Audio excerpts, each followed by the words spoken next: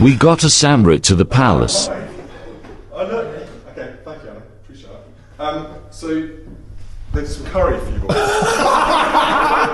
And I believe it's the Samrat, which is like your local favourite, Crouchy? Yeah, it is. That's exactly right, yeah. Are you serious? We've had the Samrat has delivered to the palace? Yeah. Well, I think once they got through security. I think it's the first time that the Samrat's ever delivered to Kensington Palace. There's an Uber driver out there on the floor at the moment being frisked. It might be the last time. He's left a little menu. I took George and Charlotte a while back. We went to the Norwich Villa game. Yeah, well, I've seen the footage of him enjoying I it. tried to slip in there quietly. Sky picked us up. And George started to get really into it by the end. And I'm trying not to persuade him to be a Villa fan. I'm letting him choose his own way. But I think having a variety of clubs, of interest and things like that, and I want them to go and experience. And like you said, Chris, it's about finding what fits for him. What if he got really good at football? Can he do the job and be up front for Villa? Definitely, I reckon he could. I reckon he could be their all-time goal scorer. I mean, I can see no reason why not. Yeah. Brilliant. What if he says he wants to support Birmingham City? You had to ask that, didn't you? You must have met so many players and... Yeah, no, I've met a lot of players. I have to say, it was very interesting.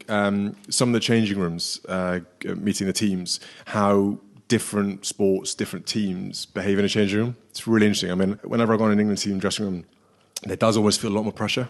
Like you can feel it. I don't know what it is, but you do notice that guys find it a bit more difficult to relax. We talk about physical fitness. We all want to go to the gym, stay fit.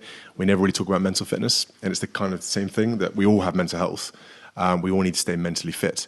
And no more so than professional athletes who under, special circumstances when you're playing for England under huge pressure, you've got to have your head, razor sharp, as well as your feet, your legs, all that. It's an interesting area with this podcast because I think we could all say that we've all received messages from people, and we do quite regularly, that this podcast, which we'd like to think is a bit of a laugh, and we get up to some really stupid stuff and some amazing stuff, and today is ridiculous but also weird and bit stupid in some ways as well. Like how the hell we ended up here.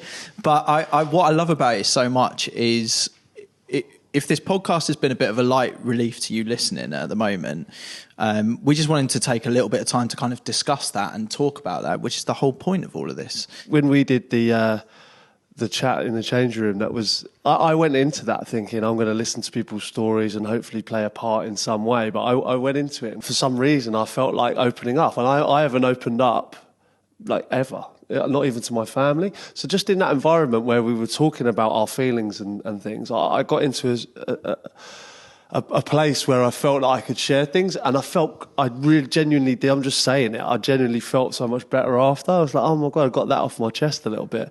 I masked that to everyone, because I'm in the environment where it's such a male-orientated thing, and any weakness shown is an excuse not to make it. So when I started talking about it and I opened up, I did feel so much better, and that was just